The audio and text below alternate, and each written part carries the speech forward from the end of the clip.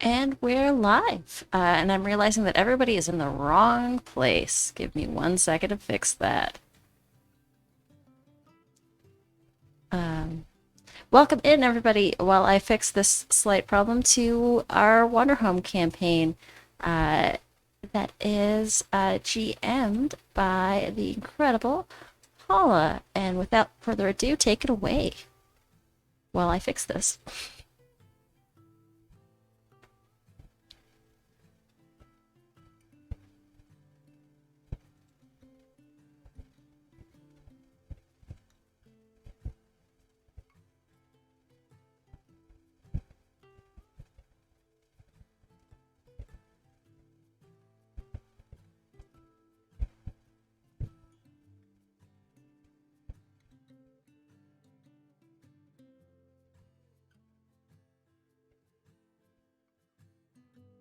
Oh, 1 second. We're muted. Sorry about that. Yeah, everybody but me. But that's not it. Now you should be audible. Hello. Hi, this is me. I hope you can hear me. So just quickly, welcome back to Wayfarer's Guide to Haeth. This is our finale episode. I want to welcome you all back for joining us after the slight break, and I want to give you a quick recap of what happened last time. Last episode, the group took a small journey into the nearby forest surrounding Titan's Crossing and spent some time at the nearby waterfall. While exploring the waters, our friend Sio found an iridescent squishy rock that gives whoever is holding it vivid nostalgia from their past, some good, some bad. And after comforting a soggy Lula who fell into the water, the group returned to the marketplace, choosing to journey to the Hallow Beneath instead for a brief detour where they were informed by the caretaker, Edna, that the rock is actually an egg. As this discussion occurs, the egg begins to hatch, and we ended our episode circling around a newly named Sheelan, a small otter, the small and forgotten god of time, or the passage of time.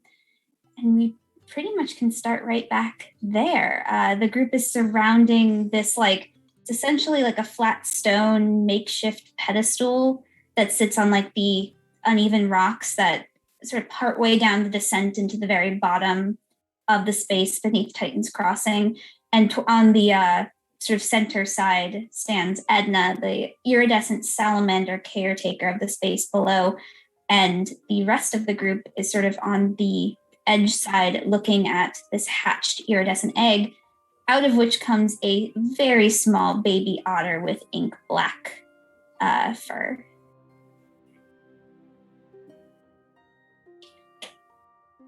And Edna has just informed you, as we ended the episode on this, that if you want, this creature is yours to care for.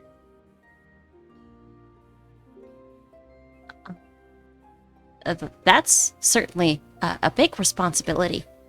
Are we up for it, Sia? Well, you see, as long as I'm not the sole parent, I think that, I think that things tend to happen for a reason. Otherwise I wouldn't have found the family that I have. And knowing that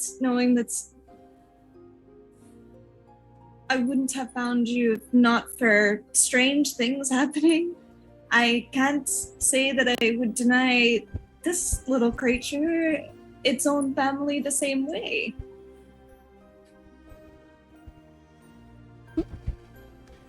Second. I mean, we've all kind of taken care of Poppy in some sort of aspect, so I think we can bring another into our circle. I don't see why not.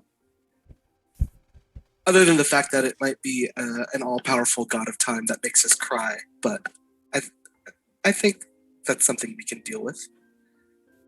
In fairness, I don't think we need an all-powerful god of time to make us cry. We seem to do a pretty good job of that on our own.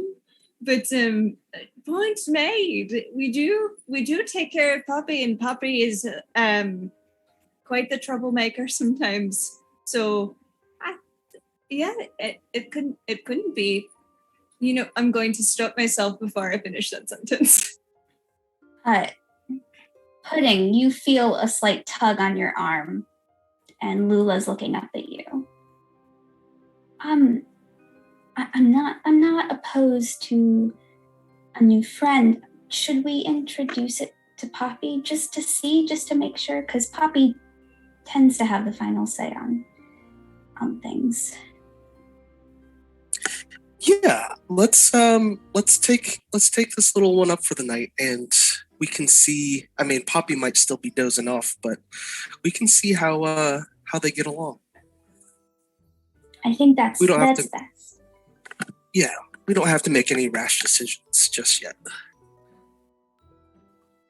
And Lula starts to go, but realizes that she does not want to be the one to pick up the baby otter that gives you nostalgic memories, and just sort of starts to go and then waits and stares like something has to happen first. Theo will extend out their wing to let Sheelin scuttle up and over around like their shoulders, and Sheelin starts to sort of poke around and investigate, like digging into feathers and like moving around and messing with jewelry and generally just very investigative and curious. And it's at this point that people can kind of see where Theo actually keeps all of the stuff that they pick up, because stuff starts to fall out from some of their feathers. Like just random coins or like little like tiny things that they found.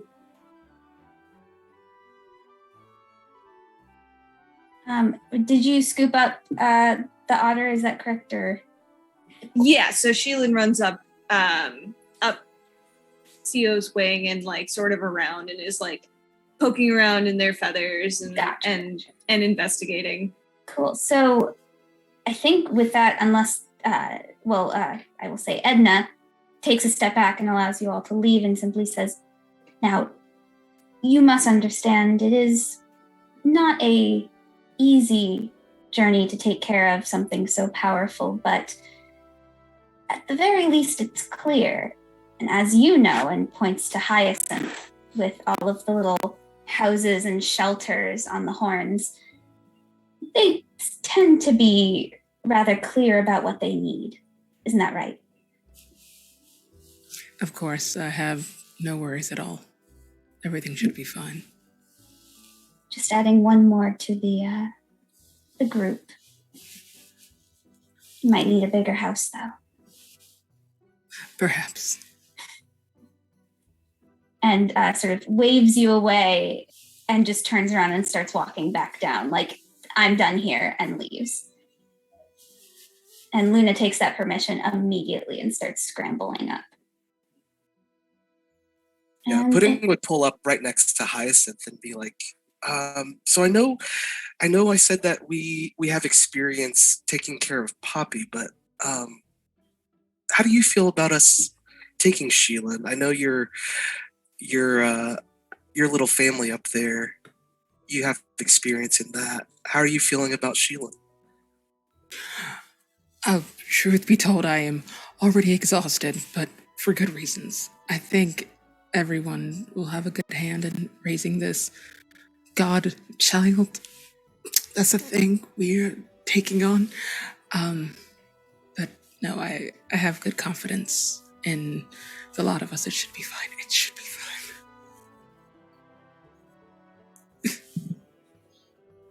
And it's pretty unsure, like, whether they think it's, like, fine or not. Like, if it's, like, genuinely encouraging or they're, like, sweating fantasy bullets. Like trying to convince us or trying to convince themselves. Exactly. It's a mix of both. The group makes its way up the side and over towards Poppy, who is technically not asleep, but definitely not fully awake and ready to journey. But I think Pudding, you reach Poppy first, who notices and is excited to see you, kind of gives indication that they're sort of awake and ready to go. or will be soon. It's sort of like you've come to know that Poppy makes all the decisions of where you go and how long you stay, and Poppy is getting ready to be done with this place. But as you look at Poppy, you sort of smell something strange, familiar but strange, and like a smell after rain, long, endless day, long rain. And you look over and see that one of your jars, the cork has come loose. And for a moment, you're taken back in your mind to a swamp. And what does Pudding look like as he's moving through this swamp? Pudding is swimming in the water, and the water is really murky, but a little bit different than what he looks like now. Right now, he has these big black ink spots around him. Back then, when he was living at the swamp, he was this almost iridescent white with only one big black spot on him. And it was something that he wished he never had. He wished he was completely, that iridescent white, and he was always a little bit embarrassed about. But he was just trying to find his way through the swamp and collecting anything that he could find at the bottom, taking these nice big breaths, almost making like this big air bubble as he starts collecting. And I think as kind of through the swamp, you can kind of see Pudding grow up over time, and you kind of see the black spots just kind of appear more over his body as he grows a little bit bigger and bigger too. And as he gets older, the wares and things that he finds become a little more razzle dazzle, and he becomes a little more adventurous in how deep he chooses to dive to look for these things. And he gets a little more explorative as well, going into random murky dark places that he would never do before. And as you're exploring into one of the darker areas of this swamp, you come across, you've kind of gone at this point as farther than you ever have. You go in, get your wares, sell what you can. This is new territory for you. And you come across this old single shack. One of the many oddities, curiosities in this swamp that you've come across. Definitely not anything you could sell, but maybe filled with things you can sell, or the indication that something curious and interesting is nearby. And just as your mind is sort of swimming with these thoughts of what this single shack in the middle of nowhere, in the middle of a swamp, could entail, the door swings open way faster than you'd expect, smacks on the outside of the wall, and then falls down. And taking this like grand entrance, just coming out, you see a frog creature, and bipedal, walking out, looking just the epitome of the emotion of grumpiness, stares at you. Weirdly unmoving compared to the speed and strength that door swung open. I was not about to break in and go through your things. Okay, so we're starting off with a lie. Interesting. A lie or an embellished truth. So you hadn't decided if you were coming in? If you'll let me in, I'll definitely come in. What do you do? And Pudding takes this huge sack from his back and just kind of slams it on the ground with the same force that the door kind of fell off. And all these pearls and shells and flowers just kind of come out. And Pudding looks up and it's like, I sell embellished truths. All right. I mean, there's definitely a market for that. And kind of comes out, takes one step out into like the ankle deep water that this shack is kind of sitting in. Are you, why are you doing this? What brings you here? What brings you to this and just points at all of the wares you've kind of opened up to show. Honestly, this is the way I get around. I find things that people want, I sell it to them, and I move on to the next thing. And like starts to walk towards you, eyes just slits, just squinting at you. That won't do. Hang on. And looks at you with a sight. You have to imagine that this individual sees more than simply what you are presenting visually, as they take in some kind of quality from you.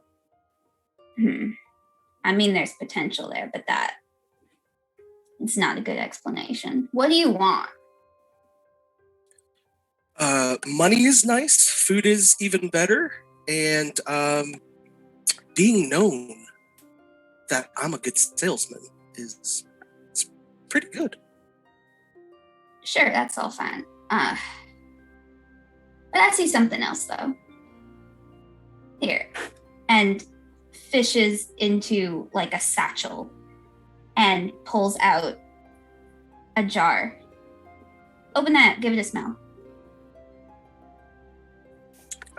Pudding grabs a jar and looks at it, and it's like, I don't see anything. Kind of rattles it. Okay, and holds onto the jar and grabs a pearl and tosses it over and be like, here, I'll trade you for it. Pops the cork off and smells it. And you almost see kind of like Pudding just kind of take, like it transports him into a weird space, mind space of, whoa, what is that? And he takes another whiff, but now the smell is gone again. And he corks it back up. And do you want this back? No, you keep it.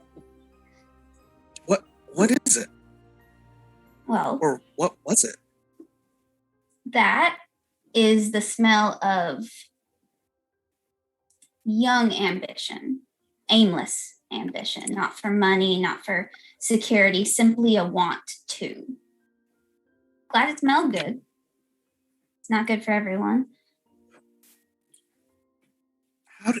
How did you? And Pudding is just like flabbergasted in the fact that a smell could be more than a smell, and that this idea of young ambition, and kind of cocks his head. It's like, how did you do that? It's not hard at all. You just have to want it to work. Takes practice, though. The right kind of want, like the smell. But you'll know it. You'll smell it now that you have once before.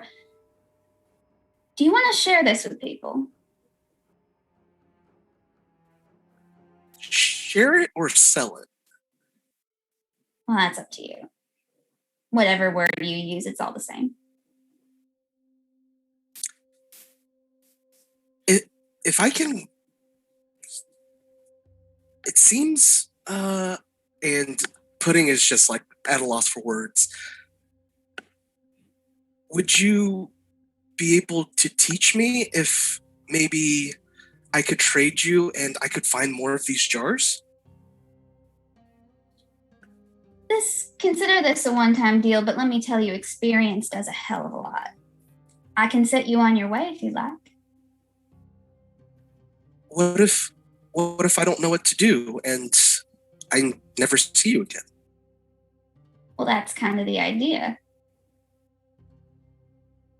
Here, I'll give you a start and I'll give you an end. How does that sound? A start and an end. I can do that. What's in between is up to you. So first your start. He takes out a different jar and opens up the cap and just holds it in the air. And you hear the sound of flapping wings, like some of the errant mosquitoes and beetles that you've passed grazing in this swamp, and coming down about the size of a bumble an average bumble, you see about that size. You see a iridescent Hercules beetle. It's about the size of your torso, honestly, and it's coming down and sniffs at the jar, and this individual holds the jar kind of forward, getting this creature to kind of come and land in the water in front of you, and it kind of does a little shake and stares up at you. It should be able to carry you. It's strong enough, but it's a baby thing. It'll grow. Seems a little small for all the.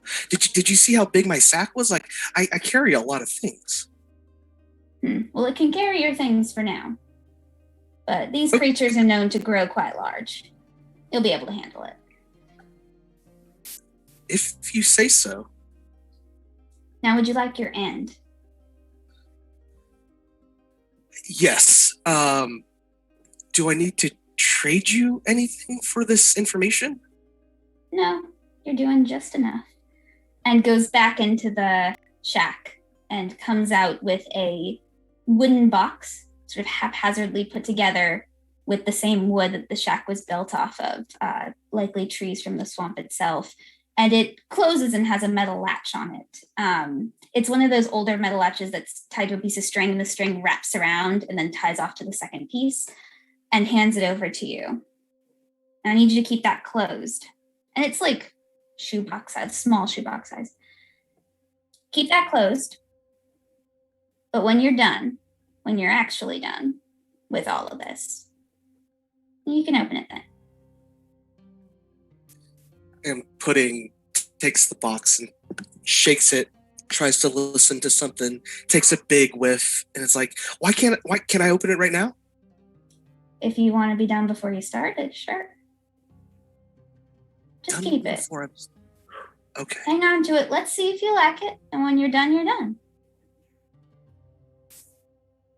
Okay, so I have my start and looks over at the Hercules beetle, and I have my end and looks at this box. And you're saying that I'll figure out what to do in the in-between? Yeah. I mean, you sell things. Use your skills. Just add a little bit of flair.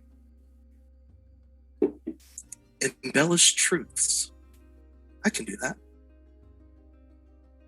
Get on your way. And you find yourself standing in front of a adult puppy who is grouchily coming to you and giving you the signal that soon they will be done with this town. And you see that where the cap came off, it was one of your older dreams that hasn't sold, usually just sits in the back table. It's back when you didn't really know what to put inside, so it just looks empty. But the cap had come off and you caught a whiff of what was inside, and it actually sat right next to the box that everywhere you stop, Luna dutifully unpacks and repacks, usually left untouched during your stay. The rest of you join up.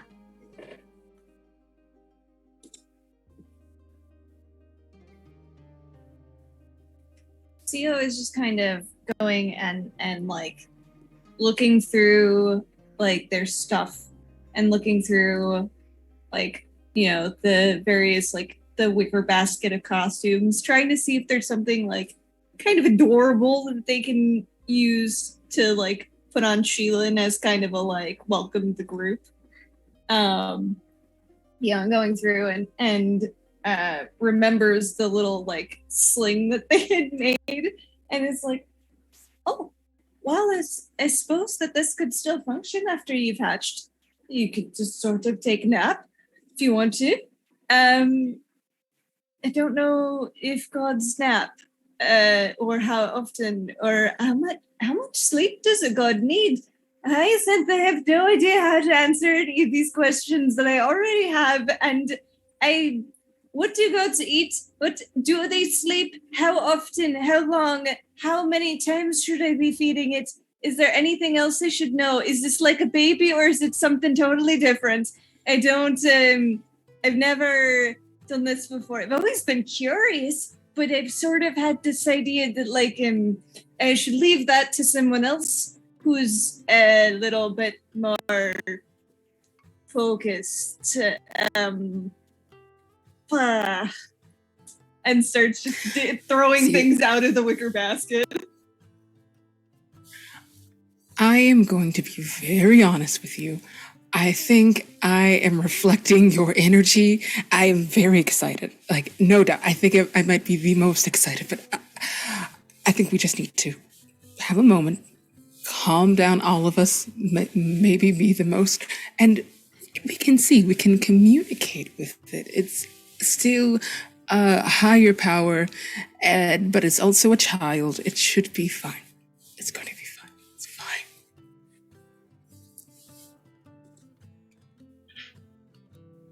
So please, it's going to be okay. It's going to be okay. Right. The fact that you are so energetic means that you also care. So they're gonna give Sio like a very like soft pat on the head. Sio immediately calms down. This is probably something that Hyacinth has had to do a number of times. Of just like, no, okay, and we're gonna be on the ground now. Because Sio gets a little bit flappy when they're kind of worked up and start to be on the ground a little bit less. So they're sort of like, right, gravity, okay, yep, all right, I can do this. We can do this. I'm not alone. None of us are. And you're right. We can communicate, and I'm sure we'll figure out anything that we need. We've been resourceful enough to get ourselves here, and we've managed not to let any of us die. So I think that this should be fine, right?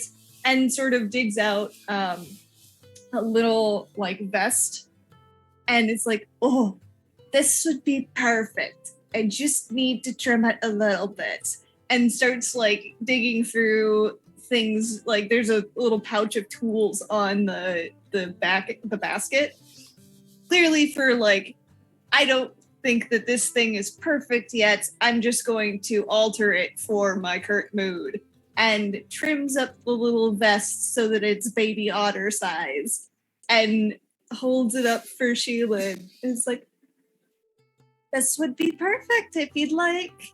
You don't have to wear it though.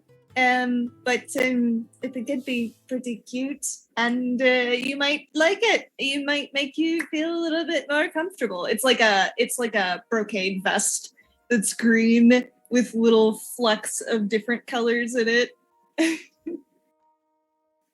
Sheila sort of eyes it and like bops its head up against it, kind of like approvingly, and then manages to kind of scramble into the basket for a moment. Actually, Farley, you notice as from out, sort of unnoticed from out within your cloak, wool has popped out and is slowly making its way towards Shaylin.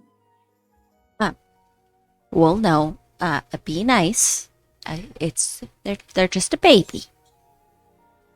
You don't have to. You can be gentle, right? Remember, you were the small ones too. Will turns back almost over his shoulder and just gives you a look. Like, I got this. Like, I know what's happening. Like this sort of indignant, it's fine, and kind of comes up to the basket and sort of just sets itself in the basket, kind of cuddling up next to Shaylin. See, there you go. Now baby has some comfort. Thank you very much, Wool. Will gives like a slight burr. Sio looks over at Farley with the biggest eyes and is like, this is probably the cutest thing I've ever seen in my life. How do you handle this? I don't know, but it's so cute. And I'm just going to, and like sort of like sets the vest on Sheelin, but like leaves it up to the otter if it's gonna put its arms through the little armholes. And it's just like trying to contain how much this is like exciting and adorable to them, but just like the constant face of like, Well, when Wool was very small, uh, he liked to be cuddled quite a bit. So maybe that's something that all small gods like when they're babies.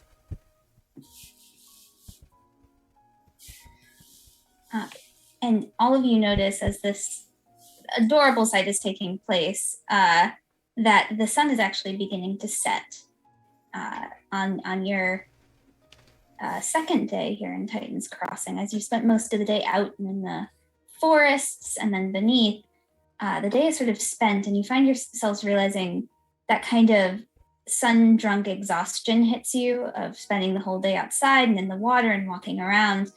And you see Wool and Shaylin just fast asleep at this point, both just wiped out in this basket. Poppy, who is grumbling, but you know there's a good amount of time before they fully wake up and start to depart. And Poppy knows at this point, after many mishaps, not to leave until everyone is on its back. Won't leave without you. You think you have till morning for your departure. They And do normally take naps. Poppy's snoring sounds like this kind of orchestral violin where his wings are kind of vibrating. But Pudding does look over at the team and just lets them know that, like, when it gets down into that lower bass, it almost sounds like a very deep harp sound that we probably have to make sure that we probably don't have time to set up for a full market. And Pudding is kind of looking over to see where Lula is. Lula, who is sort of standing at the ready, noticing the other denizens of Titan's Crossing setting up their night market stands, and is once again in that thing of like, I'm about to do something if someone tells me to. Looks up at you. Hey, Lula, and then kind of pulls Lula into like the under crevice of where we normally would set up, and it's like, how are you doing? I'm okay. That it's been a long day, and an exciting one too. Yeah, walking back, do you remember that time where I told you that we could have all the riches in the world if I wanted to, but I gave that up and I got us dinner for the night? I traded a map that could literally give us all the riches in the world just for dinner. Do you remember that? I almost forgot about it until I happened to smell something that just jostled. Anyways, I'm rambling. Do you think it would be okay if we stopped bartering with dreams and miracles and we can try to exchange them for, I don't know, experiences or just I think I'm realizing that it's not always about getting the most bang for our buck. And I begin to realize that the more that we get to have these experiences and that we talk to people and that we actually do collect these dreams and these miracles of people. And at first, I won't lie to you, I thought it was just an embellished truth, but I'm beginning to think there's something to it. So, long story short, are you okay with packing up the jars and and making sure we keep this box really safely tucked away? And pulls out the wooden box and kind of like slides it over to Luna. Yeah, I can do all of that. And, money lasts, people don't. And like, despite the absolute weight of that phrase, says lightly, and takes the box and kind of finds one of the crates that doesn't tend to be open that has sort of long-term storage and sets it away, and then comes back. And you actually had noticed while you were saying all of this that when you mentioned when you originally saw your jars as embellished truths, Lula very imperceptibly looks down at her own satchel for a moment, but continues on to look at you through the rest of it. But has started at this point, not fully breaking down, but understanding that the night market isn't really our thing, although if people approach us, we'd happily entertain. So leaves out some of the small things that tend to sell or at least gain interest, but starts putting things away, and then stops and comes back. Did you ever tell me what's in the box? I don't think I know what's in the box. And I think we could open it, but an old friend of mine told me that this represents the end, and I don't feel like this is the end. Doesn't feel like it. Feels much closer to the beginning, actually. Yeah, I'm right there with you. So I think we'll figure it out together. Okay. And, I know ends. They don't look like this. Once again, another heavy statement said quite lightly as she moves and starts to fully pack everything up. Yeah, and I think at this point, Pudding just kind of drags his feet over to the other three, and just kind of lets them know, like, y'all hear that low bassy melodic? I think I don't know if we have time to set up for another night, so we have some pearls and we have some tea leaves in case we need to barter, but Poppy might be waking up soon. Time to head off then? Not quite yet. We have some time. Poppy doesn't like to be rushed when they're playing their snooze songs, so... That's true. Should we shop around, get some more goods?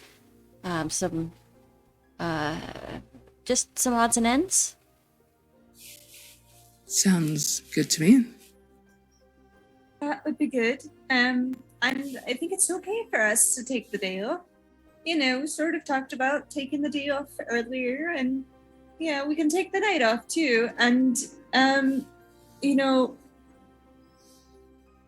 might I've always kind of thought this was something that we did for the joy of it. Obviously we have to eat, but I don't know. It never really felt the same as other work that I'd done. I think I'm just getting a little emotional after the little one. But yes, I think that's fine. We should probably be figuring out how to make sure the otter doesn't fall off of Poppy next time we fly, maybe. I don't know. I'm still trying to figure this out. Well, we can always fashion that papoose a little bit tighter, I guess. That's true. We could do that. Farley, are you going to go off and get some supplies? Is anyone going to go along too? That's the plan. I can go with Farley. All right. So the two of you head off as the night market is in its early stages as sunset's just beginning to take. You actually start to see those motes of light slowly transforming into their creatures, most of which don't tend to come too far up the side of the bridge, but you do see kind of like dolphins in the water coming up and coming down, the curiosity getting the best of them. But the two of you walk along as the street is lit from various sources, but also these old forgotten gods moving throughout, giving this sort of rainbow moving light What are you seeking out? What are you up to? I think Poppy, just after the or not Poppy, Farley, after the sort of the heaviness of the day and hatching a new god and everything, Farley's just going to stop for a moment and just take in the sights and the sounds of the night market and rest for a second.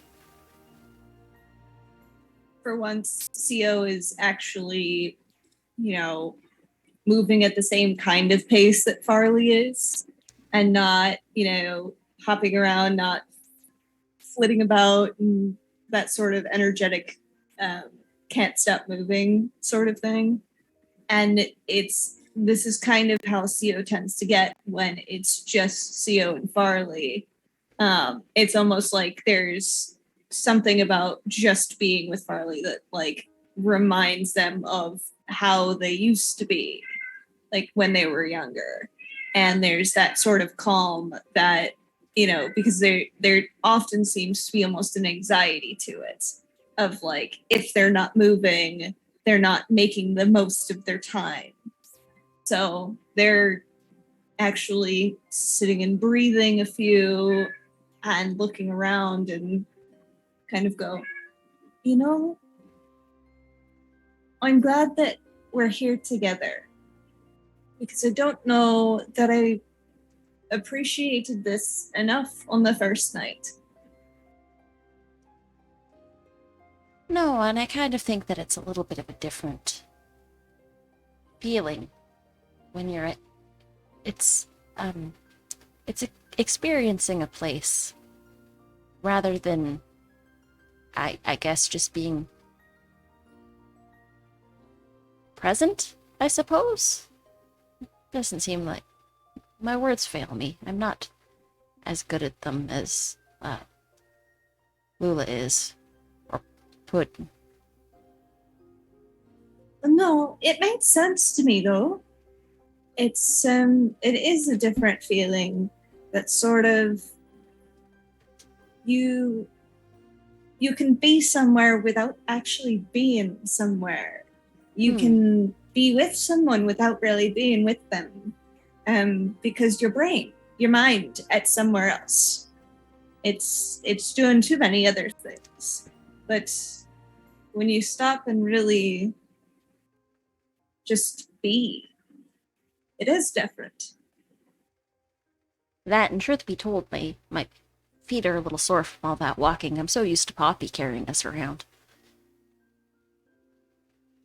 CO looks down at their bandage wrapped feet and like has this moment of like internally like can't relate. My feet are always moving. But sort of looks over and is like, it could help with it. I have gotten a good bit of practice with keeping your feet in good condition. It's a bit important for me, but there are some ways, and especially with our kinds of feet, it's a little different. We're not sort of looks down at like. No, it's also talons. been a while since I've spread my wings too. That's Oh, I could use for a good fly. Oh, and Farley stands and sort of cracks their neck, turns it a little too, does that owl thing where they turn it a little too far on either side. Oh, much better. And then, shall we? We shall. And sort of does Can you show me the way? Oh, sure. Yeah, absolutely. Let's head this direction first. And sort of starts to walk down the bridge. And as they're going, CO will like excitedly be like, oh, I remember this one from yesterday. And oh, I saw that one, that person when we were walking down the bridge to the forest. They seem very nice, very curious about what they've got. And sort of just that sort of dialogue of like excitedly pointing things out. And as they go, like they do the small bird ruffle of I'm shaking out my feathers, and starts to sort of like hop around and get back to that more excited motion that they tend to do, but every now and again they still stop, fall back a little bit, making sure they're keeping pace with Farley. And Farley, after they do a small tour of the stands around the night market, gathering a few supplies here and there, will take to the skies with Sio and sort of bask in the glow of the night market, but from above, from a bird's eye view.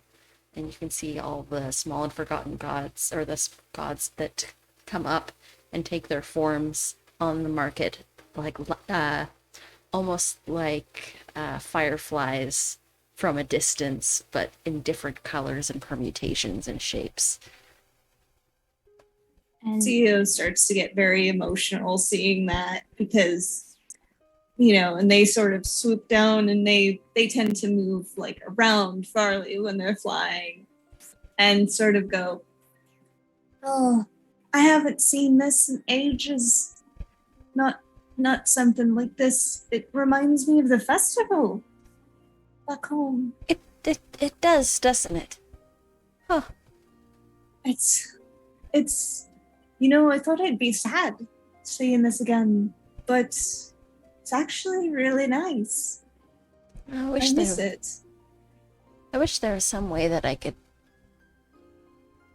Never mind. What? and Go ahead.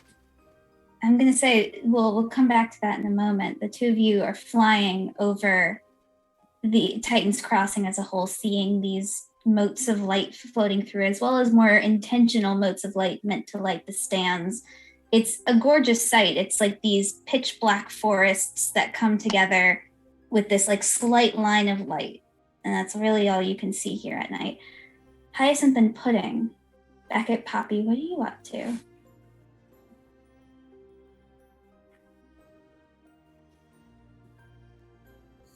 That is a good question. I think Hyacinth is taking the time like to rest. Like all this excitement is like finally weighing on their bones, and they're just kind of like leaning against Poppy and just taking the night in as the market starts to come together. Yeah, Pudding drags his feet over to Hyacinth and kind of posts up right next to Hyacinth, and kind of eyes the small gods that are hanging from their antlers, and kind of like tries to get into Hyacinth's face and like smiles a little bit, but then like frowns a little bit and trying to like read the emotion on Hyacinth's face, and is like, is it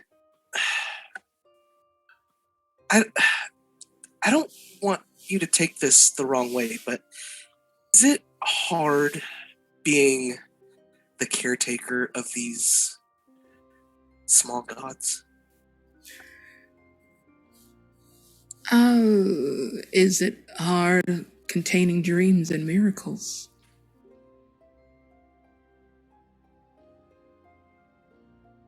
No, it's almost effortless once you believe.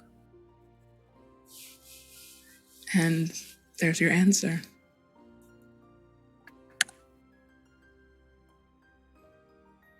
Do you think it's smart for us to bring another god along with us?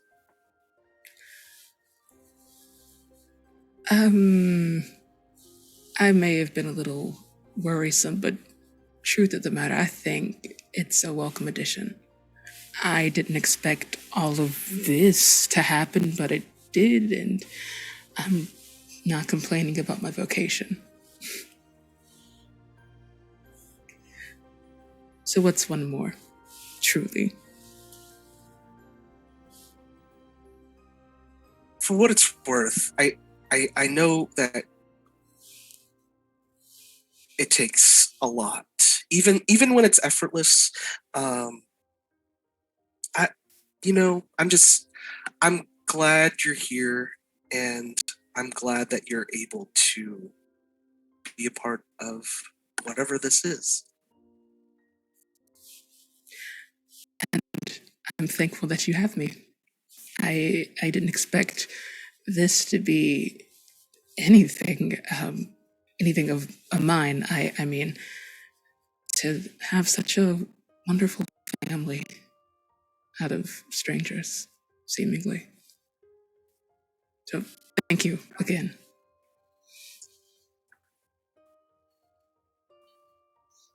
And with that, the two sit together. You both look over and see Lula, who has sort of done most of the prep that's possible before Poppy allows the rest of the prep to be done, kind of packing everything up for the morning's loading up and leaving. She stopped and sat herself in front of the wicker basket where the two creatures sort of snuggle together and sleep, and is just watching them, just completely serious, and is just watching them breathe and have this moment of peace as she takes one herself. And I think with that, why don't we just take our break here and come back in the morning? Sounds good. We will be back in about 10 minutes, y'all. See you soon. All right, we are clear. Y'all are cute. It's okay.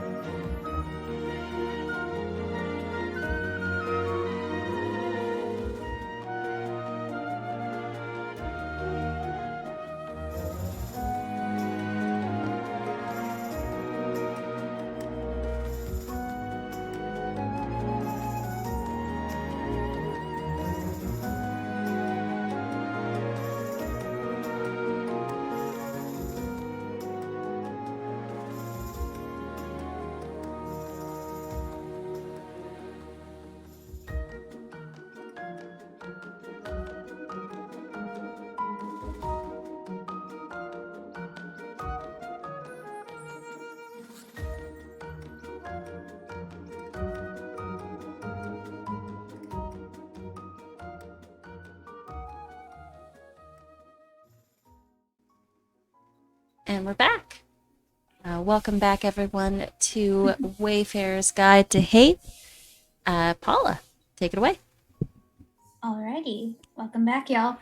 So, we find ourselves in this moment at the end of a field.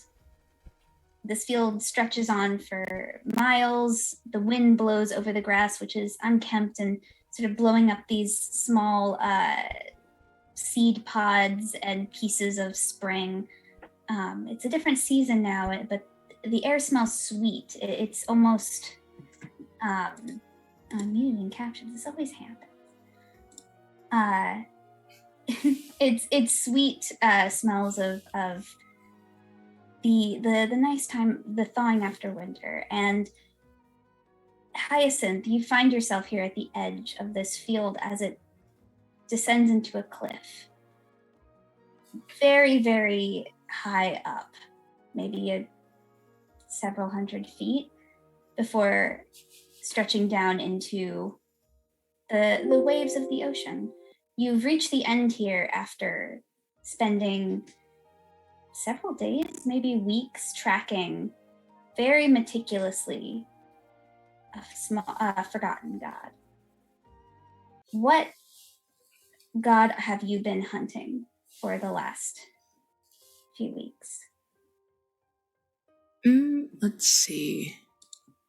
I think it's been Oz, god of an empty stomach. How something can be such a strange concept, so queer, I guess. It's something worth inspecting. Mm-hmm. And the gods are small and forgotten due to many reasons. Lack of belief being, namely in this time after the war, after great creatures have since risen and fallen. But the small gods have power, and thus stand to be hunted by many beings that seek that power, the power in its raw form. You have a tool that can distill the power to its raw form. And it doesn't glow now, but it has in the past, as you've perhaps hunted these forgotten gods in the past. What does this dish look like? It's just as regular as a bowl. Maybe it could have been decoration, maybe it could have been on a table at one point, but it's, the inside is covered in inscriptions. And once they get to the edge of the cliff, they just hold it out. Not necessarily like nefarious like a trap, but it's just open and empty. So maybe that'll help the god of hunger or what have you. Empty stomach, as it were. And you're here to distill it to pure energy, which is very useful to you and has been in the past. Excuse me. You don't see it yet, but you have tracked it to this point. Something about the cliff has drawn it, and with no visible land at the bottom of the cliff, your only choice was to seek out some space at the top to offer up your honeyed trap. And you very briefly see some movement in the air above the water coming up from beneath. It's hard to fully see and understand it, but it looks like, well, it moves like an eel. Whether it looks like it is sort of hard to see as it kind of phases in and out, almost like it has a camouflage that it can't hold up. And it moves into just shimmering air and then comes out this inky black and then back and maybe navy blue on the second round, is sort of moving up. It's rather large, the side of this cliff. At the very least, interested in what you have to offer. What does Hyacinth look like in this state? A younger Hyacinth is practically night and day to the Hyacinth we know now. This is a well put together, studious buck with complete color in their face, like the neck up. We've known like this ghastly paled face, well, pale head, neck, dear person. They seem like someone with status and a little bit of like haughtiness, but that's from like years of confidence and training and what have you. And this just feels like a another day of God seeing. And as you wait patiently, as you've been taught, the god needs to make a choice to approach you as this thing very clearly skittish. You really have no other chance outside of that. The eel creature, Os, comes up and sort of curves over the side of this cliff, coming face to face with you. It's almost your size. So you two meet eye to eye and you hold this dish between you. And it looks at you with this inky black face and white eyes. And being so close to it, you start to feel its aura. You know, the god of an empty stomach is this sort of lost and empty thing. And you feel that pure emptiness, the thing you fight against, the loss, the drive, all of that distilled into a creature must be a wretched existence. And it comes up to sniff this dish. Is there anything you do in this moment?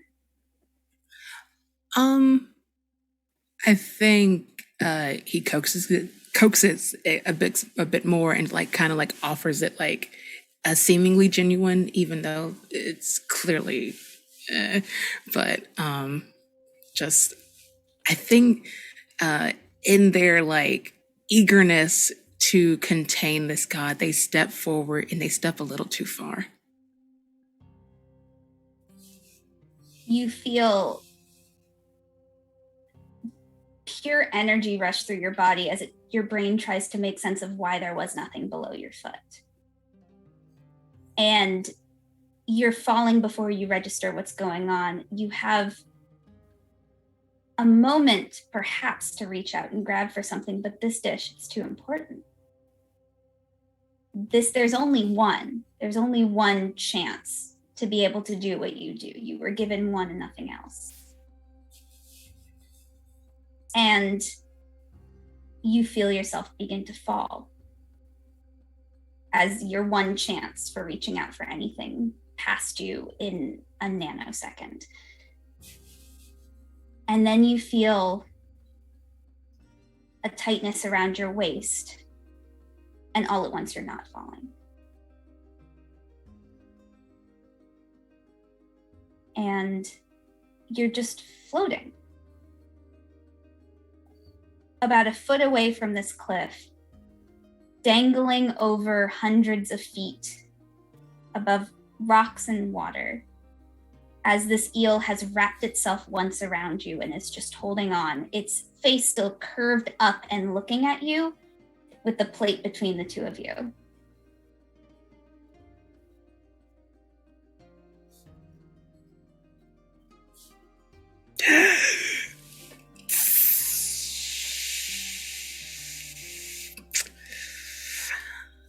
Something tells me I should be down there.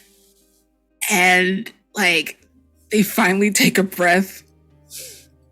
Their heart is practically like a split second from bursting as the pieces start to connect over what just happened or what could have happened. And oh yes. Okay. As you put together the pieces, you aren't given much time to even register as this god lays you back down on your feet, a couple feet back from the edge, and you're still holding this dish, and it starts to sniff it, and you see these glowing motes of light kind of meet the creature. As you know, the process is beginning of siphoning away this god's energy. Mm-hmm. And they just like swat it like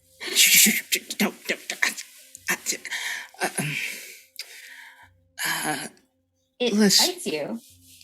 it got a taste of what's in that plate and it fights you. It wants more, and you can see it actually start to shrink as more and more of its energy is going into this dish. As it dish itself, the runes drawn on it, and the dish itself actually all begin to glow in a golden light. As you can see, you have precious time before this creature is nothing. Almost in an instant, they flip the dish over and like give it a good jab with one of their hooves to like crack one of the runes. You, in just the last few moments, you're not even looking at this god, you're not even paying attention to the scene around you. You're lucky you're far enough away from the cliff. You put it down on the ground, you stamp on it, putting just a little jagged mark into it as a piece of the dish itself with one of the runes carved into it comes off. It's got this chip. And it doesn't stop glowing, but the process has stopped. And you don't, for a moment, you don't see this godling anywhere. And you think maybe you were too late. And then out from under the overturned dish, right through that chip, there's an opening where a very, very small, inky eel sort of moves out of the grass like a snake and wraps itself around your ankle and kind of moves about you, only about the length of a pencil.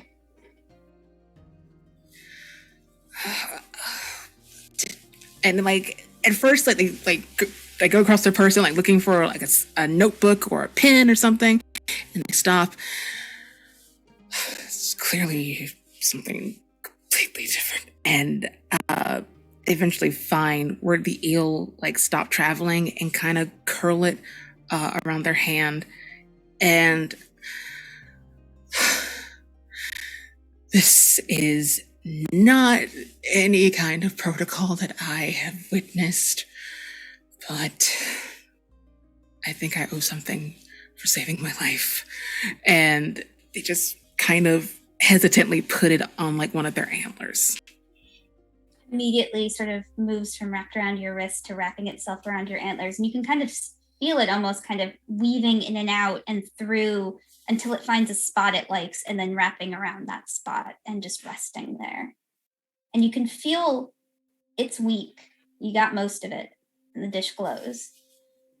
And you know that with care and with attention, you might be able to keep it alive and with you.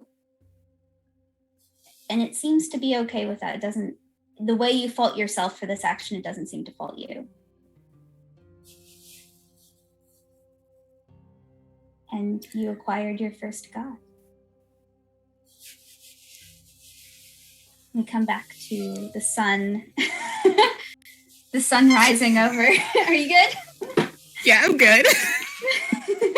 That was not what I was expecting to have happen, but honestly, I love it. That was beautiful and very sweet. And the sun we see now rise over Titan's Crossing as everyone has had their evening's rest or lack thereof. And Poppy has come to at this point, is almost fully awake and ready to go. And the only thing keeping them on the ground is the understanding that everything has to be on his back before departure. And putting you wake up to that like anxious buzzing that sounds like just that violin trill, the like that you're doing in like a wait in an overture that stays indefinitely until y'all leave. So that's almost your alarm for coming to consciousness.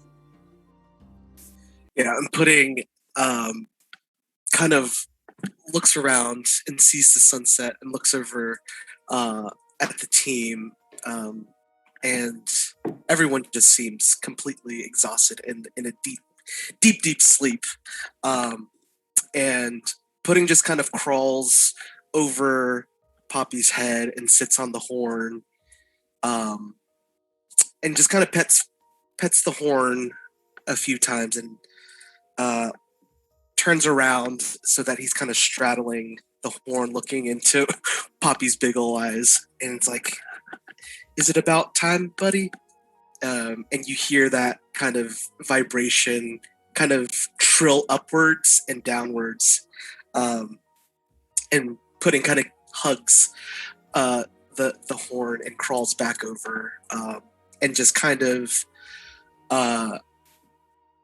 tries to take everything in, looking at everyone sleeping, kind of looking down, making sure that we have all of our wares back into the boxes, and looks past the now just regular looking bridge with all the stalls closed, and just kind of plops back down right in the middle of everyone, trying to make a thumping noise to see if anybody rustles awake. CO definitely like flutters awake and and this is usually how CO wakes up. It's usually 0 to 60.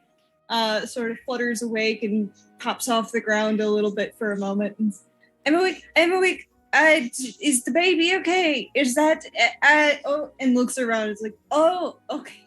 You glance at the basket, and Wool has since left, choosing instead to cuddle up with Farley as the two of them sleep sometime in the middle of the night.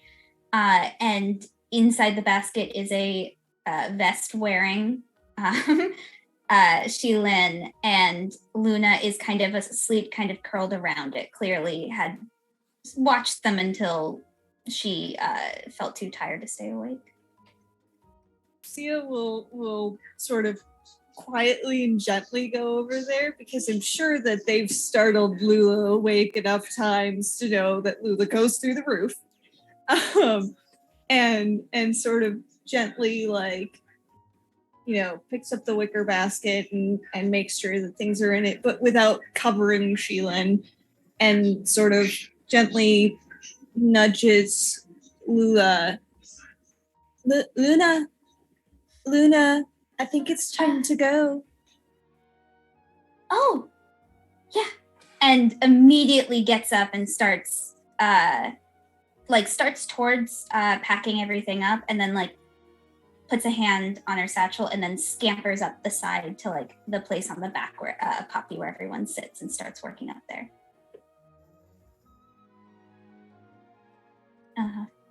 Farley coming awake? Yeah, Farley sort of pulls up, stretches, cracks their bones again, and sort of flutters to the top of Poppy, finding Pudding, who's getting set up.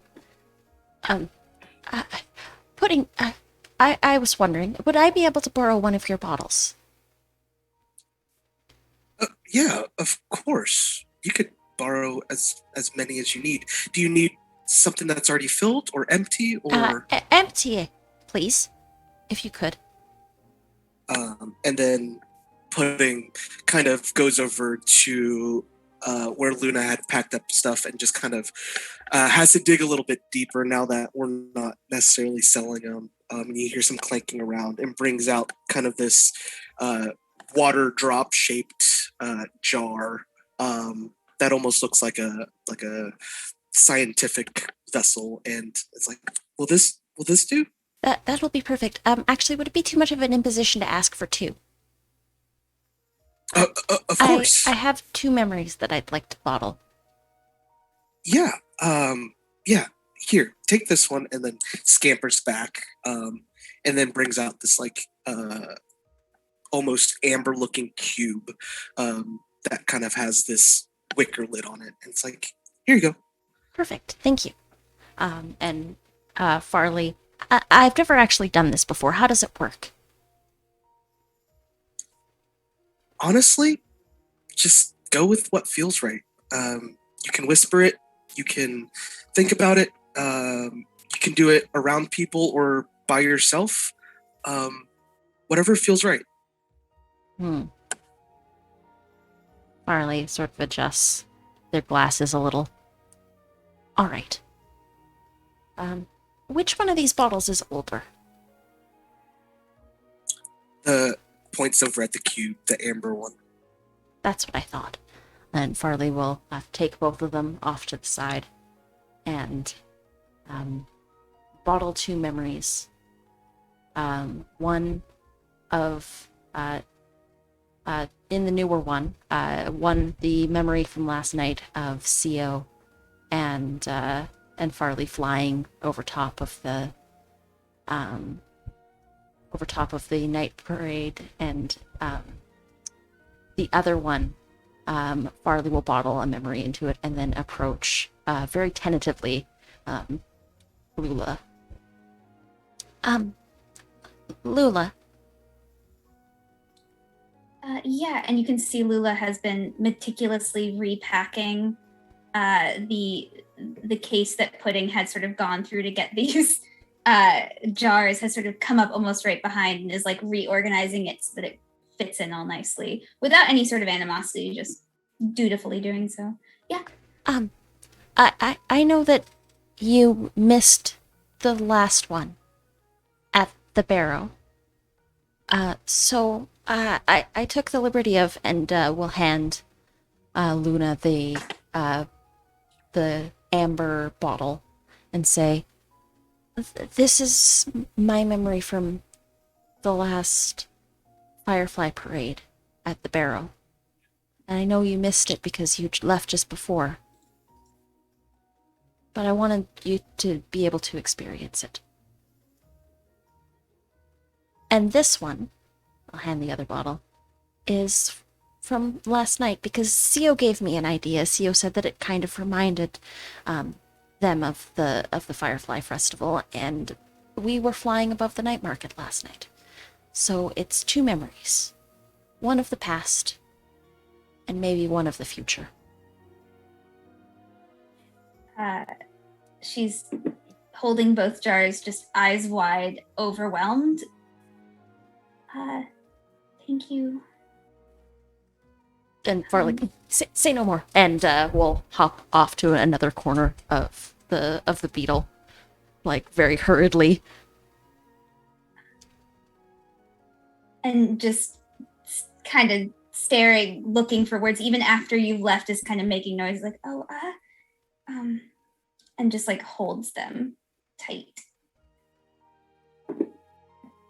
Hyacinth, what are you up to?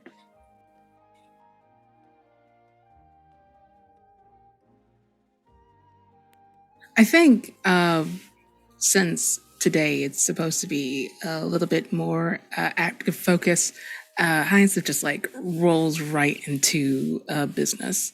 Like they're helping whoever needs like lifting or bundling. Not necessarily chatty, more like with those very few moments of clarity when they're super focused. Lula is immediately on top of that and just hands you things to do as you seem ready to do them. And just like wordlessly gives you projects as the two of you kind of move quickly to get things taken care of. And it doesn't take long at all for this group to pack things up. In fact, with the violin trilling sounds that Poppy is creating, it adds a little artificial anxiety that keeps everyone moving. Almost Poppy's intent, as everyone clambers onto the back.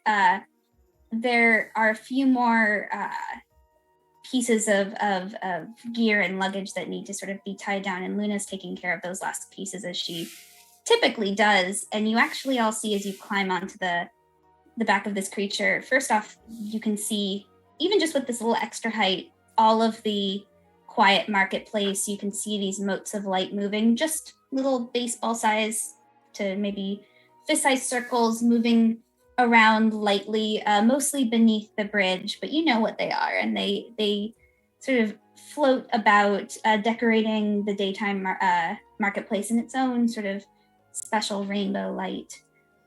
But as you all climb in and get your spots, taking extra care to get the basket on and secured, it seems that Shaylin has found the basket to be a rather good place, and as long as the basket is secured, seems to have no intent to leave it. You all see little parcels, 4 of them, aligned very neatly at the front of this sort of place we sit atop Poppy on. And they each have a little tag with the names of you 4.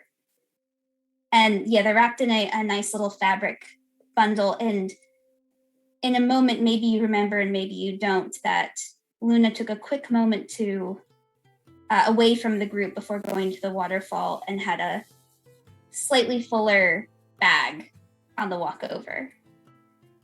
And you each have a little gift waiting for you. Now, as sweet as this is, it gets sweeter because Farley and Sio, you remember how the Firelight Parade ends?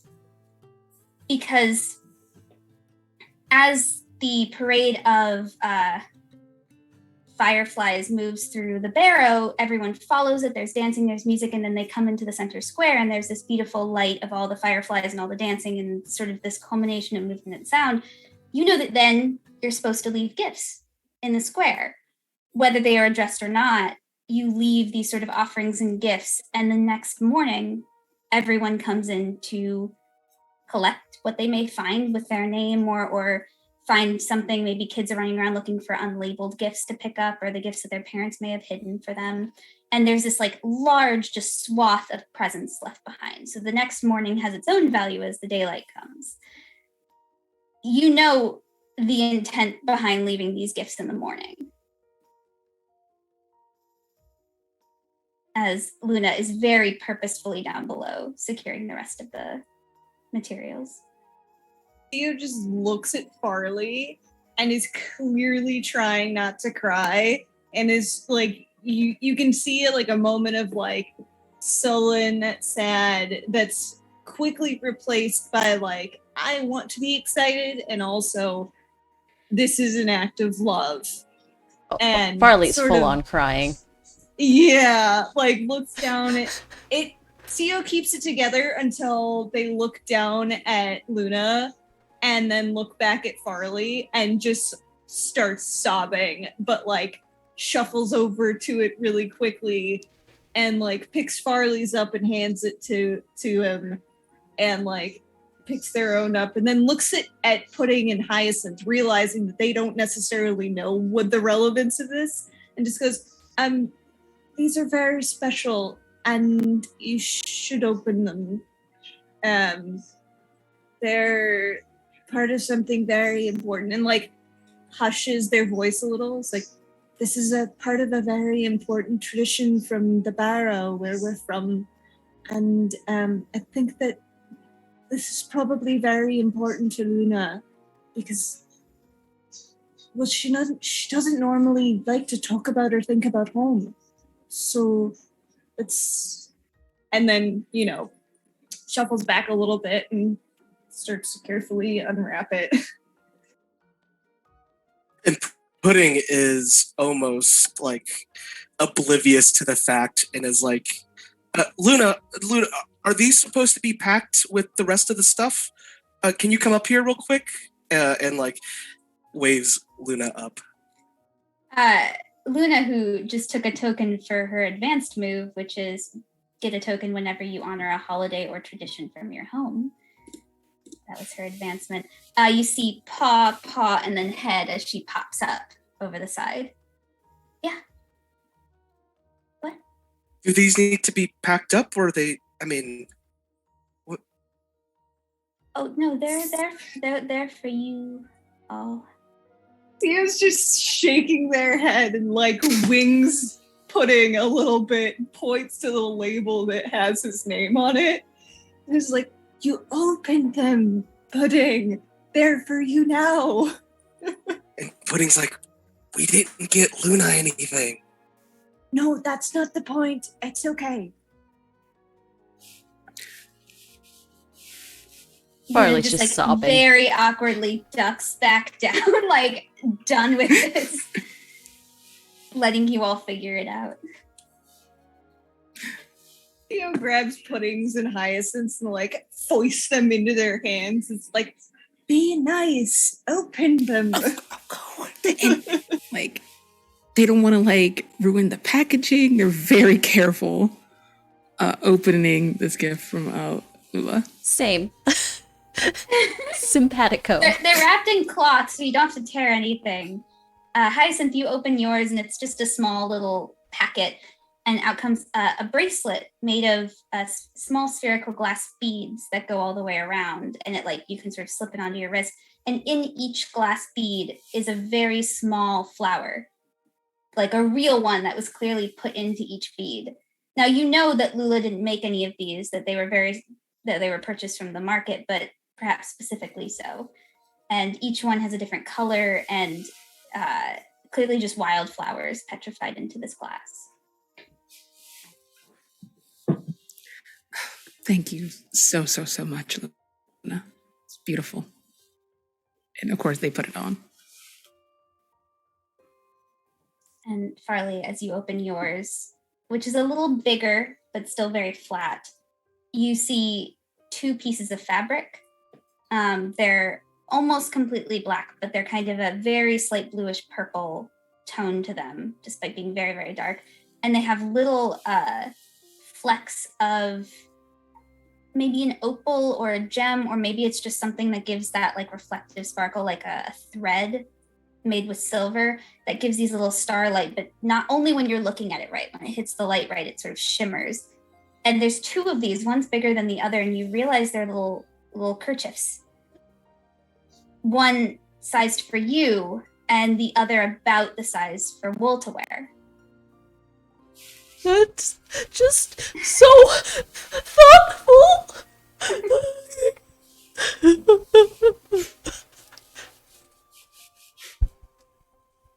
Just like big snotty tears. At this point, Lula has come up into the like top area, fully packed, and almost as soon as she sits down in this top area, Poppy is up, and y'all are starting your ascent.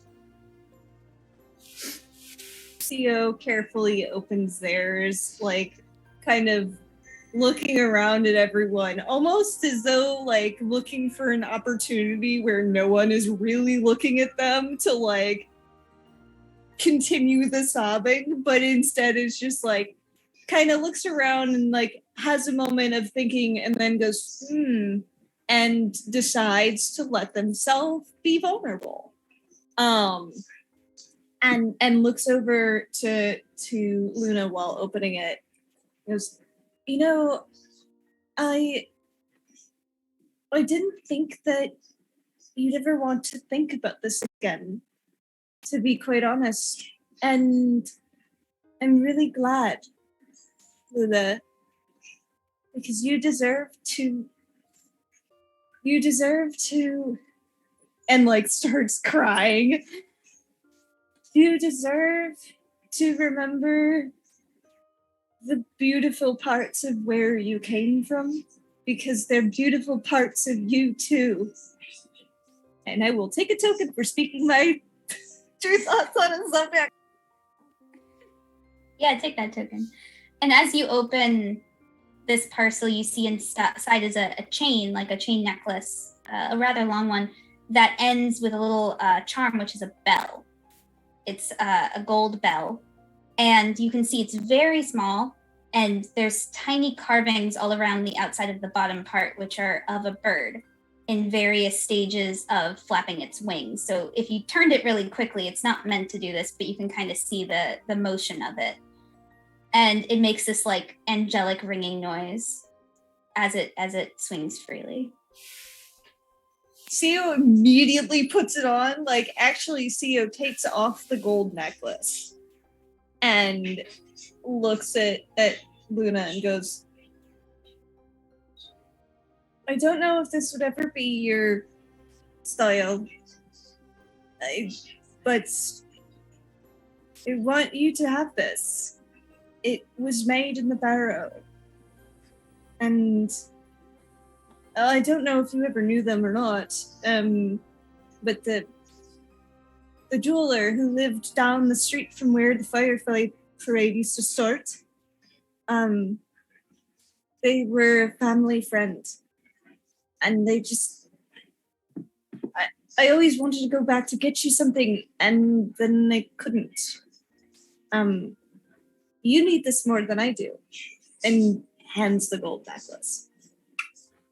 Luna holds it, like one in each hand, with the same overwhelmed, wide-eyed expression upon receiving the last gift, and then very methodically moves to her satchel, and you think that maybe she's going to put it in, and instead attaches one end to one of the straps at the front and the other end to the other strap at the back, and let it hang across the black bag, decorating the outside, and like looks at you as if like, is that okay?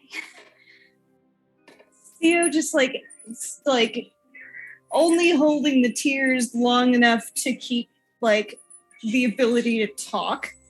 Goes, I think that's perfect. It's somewhere you'll always get to see it and have it near you, and that's all I could want. And then just like leans into Farley, and it's just like, as the little bell rings, like as they're leaning over, excited. It's like it's a mixture of excited crying and very sad crying. There's just so many emotions going on, but all of them produce tears.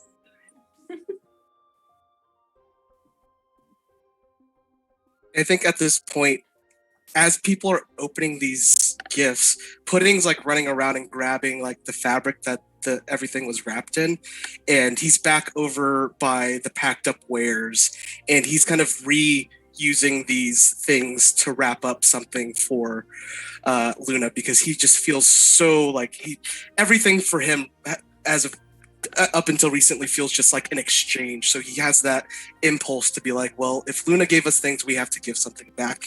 And he takes the fabric and he wraps up two different jars. An empty jar that is almost the same shade of green as Theo. And it's pretty small and it's completely empty, and it has this big red feather quill that is part of the cork. And then the other one is the jar that he captured the music that Luna played the first night we were there. And he kind of like wraps it up in a huge brush. And it was like, we and like looks over at the team, we got these for you too. And like the tags are still on there that says like Farley and Hyacinth and stuff. And he like rips those off and like kind of throws them off into the wind. And it's like, do you want to open them together? Okay. Yeah, okay. And we'll take them, again, just overwhelmed, because you know that it is natural if you're getting a gift to maybe have one ready to give. You don't know the tradition that this stems from is about there's a moment of giving, and then later you get what you put in. The next morning there's this delay to it. So it's clearly not offended by this in any way, but overwhelmed, unexpected, and just takes them, the third gift that she's received at this point, completely unexpecting to, yeah, okay, sort of puts them down. Well, you can open this one now, and then you can save this one for later whenever you want to open it. Okay. And pulls the cloth off of one. Which one does she open? She opens the one with the music in it. And so she's holding it, another jar, and just starts kind of, there's, most of the time the jar, if it's closed, the memory stays inside, but you can even feel the vibration coming off of this one. And she just hums along and kind of harmonizes quietly, and then looks up expectantly at you, holding your wrapped gift. And Pudding just kind of slowly unwraps the cloth and tucks the cloth that it was wrapped in into his bag. Yours is relatively small as well, but definitely the biggest one of the bunch. You also get a jar. This one is glass and held with a simple cork, but it itself is heart-shaped. And you don't recognize it as being from the stock. This is something that Luna got on her own. And inside you see swirling lights, like a massive flock of birds in the sky, kind of moving with the wind, except very small and contained inside this jar. It's for you to open when you want. If you want to, you don't have to. Of course I want to, but can I ask what it is? It's when we met.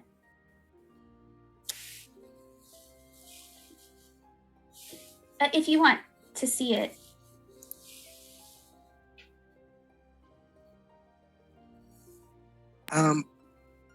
Yeah, of course. Is it okay if I share this with our friends? And kind of gathers everybody. Even though it's daytime, we kind of have this ritual where we all gather around in a big circle. And now there's like a big basket in between Farley and Sio where we have this otter, and you kind of just see Wool floating around. And we're in the middle of the sky, through the clouds, riding on Poppy, and I hold out the heart bottle to Luna, and it's like, "Will you uncork it?" Everyone, okay? Ready? Okay. And she uncorks it, and the lights immediately fly out, and you're taken back to a memory. You can just smell summer night as the first thing, almost the core of this memory, and you see a young Luna looking almost the same, except with all the same tattoos, except she has a bandage over her midsection where you now know there's a scar. And she's at the very edge of the Barrow, her home city, and she's looking out, and there's a light coming from the parade happening that night. She's standing on the outskirts and just sobbing quietly. And the night itself is calm, almost welcoming to those big emotions. She knows the festival, she knows it's about big expression, and so she doesn't feel ashamed or sad about this, but she knows that she has to get out of here. That was not a choice she had to make, but she knew what she needed to do. And she immediately, before she can second guess or make a new choice, turns around and starts to walk off with her little satchel that's at this point where it's normally mostly empty, as traveling with Poppy, most of the stuff is taken care of in other storage, is bursting with as much stuff as could be stuffed into it. And she has her little cloak over her shoulders, and she starts to walk, fully expecting to take this journey alone and to move into the darkness and to figure out what comes next without any help. And then just the turnaround in motion and taking that first step bonks into a giant iridescent Hercules beetle. And is met with the kindest person that she has encountered after weeks and weeks of discussing of prophecies and omens and things. Exhausting talk of what can be done to prevent what has been foretold and all these things that she doesn't understand or know. Just a nice and almost blank smile of excitement at meeting a new person, and the ensuing conversation and the offer, and then Luna's first time flying. And as the pair, soon to be the 5 and now 6 of you all flying through the sky onto your next journey, we're going to end the series here for now. Thank you all so much for playing. Players, thank you all so much for playing. Thank you all so much for watching, those of you here in chat. This was an absolute delight, and I know how to inflict emotional torment without horror, so sorry, but it's good to see you, and we'll see you soon. We're going to go through our outros, and everybody can tell us who they are, where they can find you, and tell the lovely people what you're up to. We will start with Danny. Hey y'all, my name is Danny. You can find me all over the internet at Brutal Dan. That's BR00TALDAN. Mostly on Twitter and TikTok, just loving the tabletop community and being able to do things like this and tell stories with amazing amazing people. I'm the community manager for Roll20. I'm also the community director for Free RPG Day, which is this Saturday, June 25th. So if you are able and it is safe, go out to your friendly local gaming store and you can pick up some free one-shots and adventures and miniatures and all that good stuff. I'm also going to be playing a Be Gay Fight Crime, the boys knock off a masks game this Thursday with Phanology on the Fey Wild and Out Twitch channel as well. So yeah, thanks for putting this together. Paula, you are an awesome storyteller. Thanks for guiding this mushy gushy story. And then of course the rest of the players too. Y'all are really, really good at emotions. And I've had a blast playing. Next up, Cosmo. Hi, I'm Cosmo. Pronouns are they, them. I am on Twitter as Maelstrom Minded, and I'm here on Twitch as The Maelstrom Mind. You can usually find me crying on Twitch, be it here or somewhere else. And on Twitter, I tend to talk about a lot of advocacy type things. I just so happy to have done this with everyone. Like I talk about emotional well-being and expression and all of that a lot on my channel. And so being a part of a game where that is the name of the game, we're just all here to share in deep emotions, heavy, sad, excited, all of this, and share in literal dreams. So I'm just, and agreed. Thank you, Paula, for running this. Thank you, Anita, for putting this together as far as like the channel and all of that. And thank you to Danny and Vin for being amazing players. And Anita, you were also an amazing player. I just was. I appreciate that. Thank you so much. Next up, we've got Vin. Hi guys, I'm Vin at VinVoxBay on Twitter. I'm a voice actor who does tabletop things, and my goodness, am I doing tabletop things. Typically at the end of a series, I say my brain is mush, so just go on Twitter. This time my heart is mush. I am like at like the edge of just a waterfall. This was so amazing, and of course, thank y'all for everything. Paul, I cannot wait to see you more in the space because you are absolutely wonderful. And of course, you guys are just like A++++. So yeah, just follow my Twitter for all my announcements. On top of like tabletop things, I share a lot of casting calls and opportunities so you guys can hop on too. So thank you. Vin also did the art that you see on the Yes, screen. Vin is an incredible artist, among other things. Talented VO, talented actual like art as a medium, digital art. Thank you so much, Vin, for taking the time and doing these pieces for us because they're so. My boy, he's so cute. They're all cute as hell. Paula, tell us who you are, where we can find you, and I'll sign us out. Hi, I'm Paula. You can find me at Art and Audio on Twitter. I definitely came into the RPG actual play world swinging this month, but now things are a little bit lighter. I have the season finale or the finale of Sleepaway, the game I'm running, sort of the sister game to Wander Home, over on Gehenna Gaming's channel. The final episode is going, and it's super sad as well, but also very, very gay, so definitely check that out. The other thing I think that's been announced I can say I'm doing, Virtual Horror Con, also with Gehenna Gaming, is coming up. I'm doing 2 panels with them, one on risk mitigation and consent at the table, the other on communication and how not to be that guy. So check those out.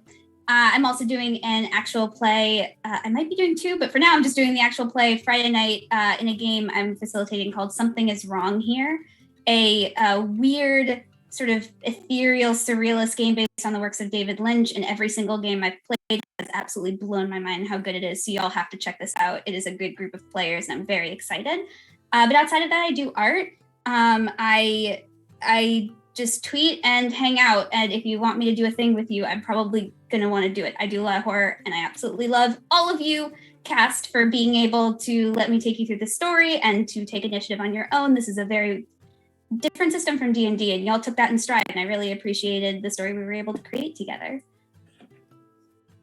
I had an absolute blast, and thank you all so much for just having just the best time being weird, sad animal creatures and just being wonderful and you and bringing your own, like, just amazingness to this group and this party, and like the chemistry has been wonderful. But yeah, hi, I'm Anita, and you can find me everywhere here pretty much. Mondays you can find me over on Q Times with the Stream Punks. We are playing a game of Star Wars Age of Rebellion. Fridays you can find me here again for our Star Trek campaign, The Lost Frontier. We're in our last episode. And then next Saturday, or this Saturday, we have Morning Ritual, and I can't really rightly remember who our guest is, and I can't really scroll away to find out, so stay tuned for the announcement. You'll find out as soon as I do. But that has been our lovely show. We're going to go on a raid and send some of this love to someone else. Who is online that we can go say hello to? Our friend Bo's online. We can go say hi to Bo. Let's go say hi to Dorky Teacher. Just Dorky Teacher. We'll go send some love over to our good friend Bo. Thank you all so much. This has been incredible. And until the next time, everybody, we'll see you somewhere down the road. Bye. All right, everybody, we are clear. Oh my god.